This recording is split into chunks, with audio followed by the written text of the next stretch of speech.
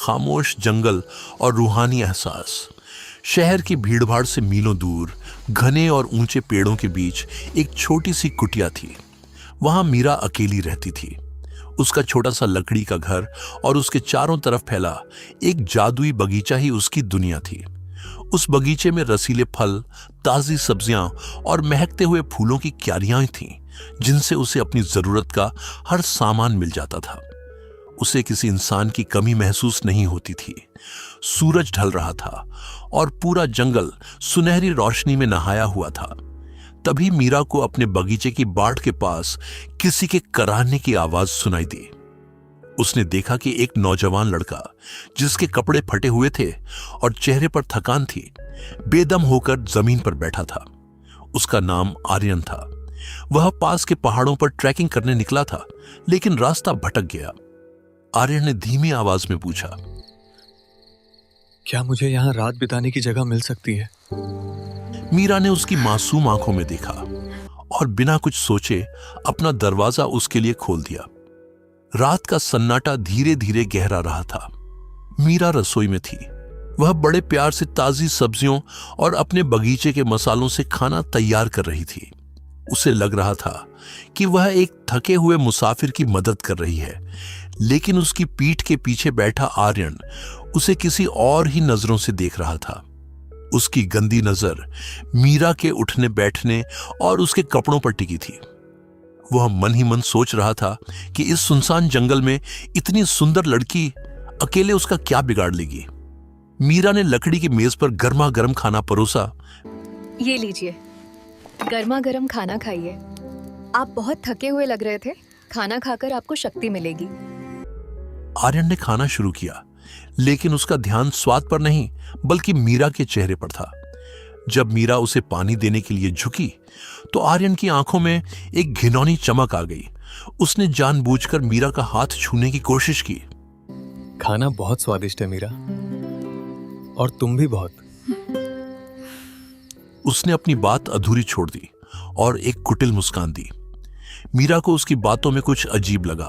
उसका मन थोड़ा घबराया, लेकिन उसने सोचा कि शायद वह गलत समझ रही है। वह नहीं जानती थी कि जिसे वह मेहमान समझकर खाना खिला रही है, वही रात के अंधेरे में उसके लिए काल बनने वाला है। खाना खत्म करने के बाद आर्यन ने पानी का आखिरी घूंट पिया और मन ही मन तय कर लिया कि जैसे ही मीरा सोएगी, वह अपनी गंदी हरकत को अंजाम देगा। जैसे जैसे रात गहरी हुई, बाहर की ठंड बढ़ती गई। मीरा ने आर्यन को एक कंबल दिया और खुद अंदर के कमरे में सोने चली गई।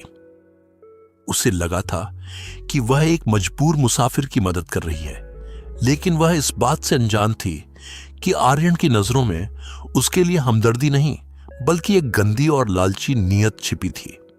आर्यन लेटा तो था, लेकिन उसकी आंखें घर के सामान और मीरा की सादगी पर टिकी थीं।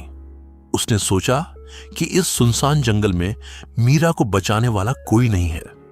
आधी रात को जब पूरा जंगल खामोश था, मीरा गहरी नींद में थी।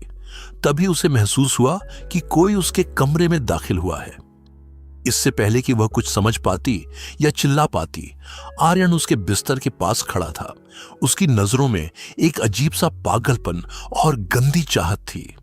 उसने मीरा के साथ जबरदस्ती और गंदी हरकतें शुरू कर दी।